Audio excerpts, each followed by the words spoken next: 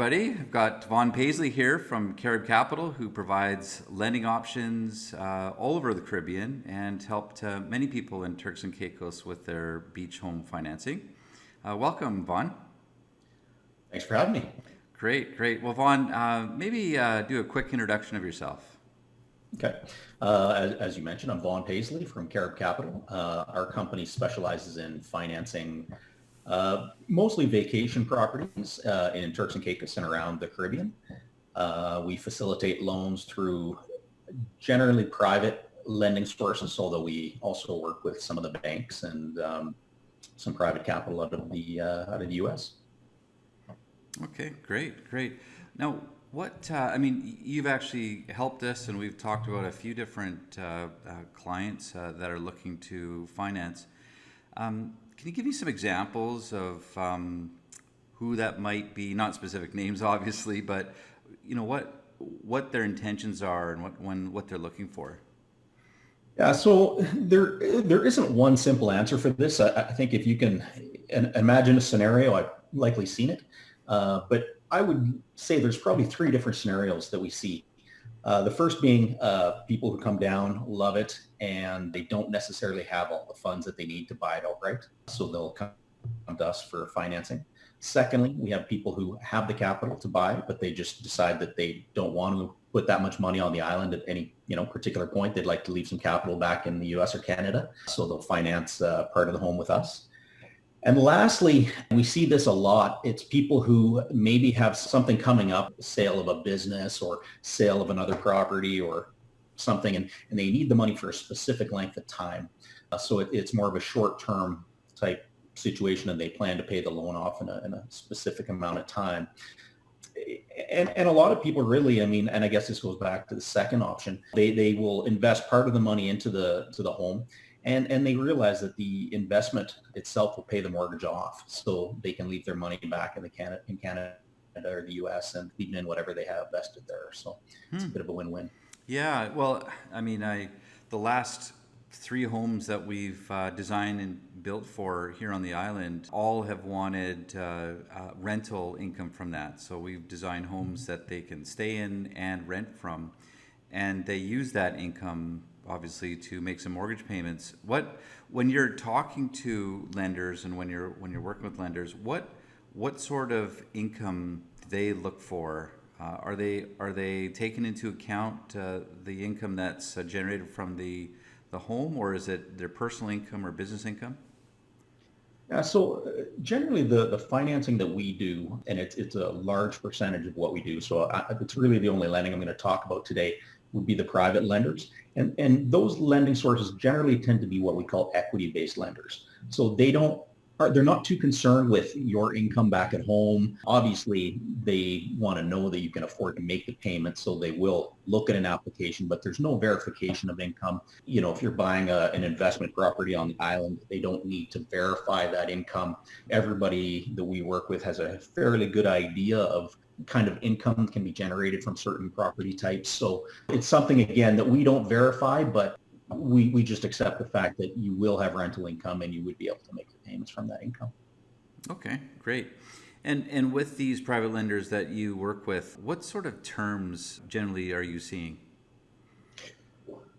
Usually 1 to 3 years in terms of a mortgage term. Payments are interest only, so they're not usually amortized loans. And at the end of the 3 years, if you're looking for, say, you're thinking you're going to pay this off in 10 years, well, we would just at the end of the 3 years renew that term again with that investor, or possibly have to move you to another investor. But lenders don't like to lock in a rate for too long of a term, just because they can change, obviously, quite dramatically over 3 years. So they like to keep their options open in that regard in terms of being able to either put the rate up or, what have you. Okay, great. And what generally do you see for sort of loan to value, and how do they account for land values and existing buildings? So generally, a good rule of thumb is 50% loan to value with our private lenders. On exception, we can get to 60% financing, but if you're just kind of not sure and you're thinking, okay, well, what do I have to budget for? 50% is a good starting point. That can vary depending on what you want to buy. So for example, a lender might be more willing to do 60% financing on a condo or a home, a villa that's a vacation property, than they would say a piece of land that isn't going to actually generate any income. Okay. Now, for us, our clients are designing and building beach villas. What sort of arrangements and offers are there to people that are looking at construction financing? So construction financing is a little bit hit and miss depending on the investor and depending on the time. Some of our investors are quite keen on construction financing. Others see it as it just a little bit too much oversight and whatnot, so they shy away. But for the most part, it's very similar to the rest of the lending we have in terms of qualification. As long as the equity is in the home, qualification is very straightforward. We don't get into too much qualification outside of just seeing what the land is worth, what the construction cost is going to be, who the builder is. So for example, there might be a lot more questions about a less well-known builder as opposed to, say, working with a company like yourself. Yeah. Obviously we've done a few with lending and financing involved, and there's some really great quantity surveyors on the island that will be a third-party validation of the work that we do. So so there's that element too. Can you talk to me a little bit about the process? Like if somebody wanted to start the process, do they need a budget? What sort of information do they need from you just to get started? Yeah, what we're going to want to see right away is, first of all, a credit application. We need to know who we're dealing with, and whether that's Turks and Caicos or in the U.S. and Canada. That's kind of step one in any process. Two, we definitely need to see a budget. We want to know what the value is on the land. Where is the land? What is the marketability of the land? What is the final purchase value going to be of the home after it's complete? Those are all things we need to see in a construction process. And of course, we need to see how much equity the client has in the property. We generally want to see 50% of the build cost.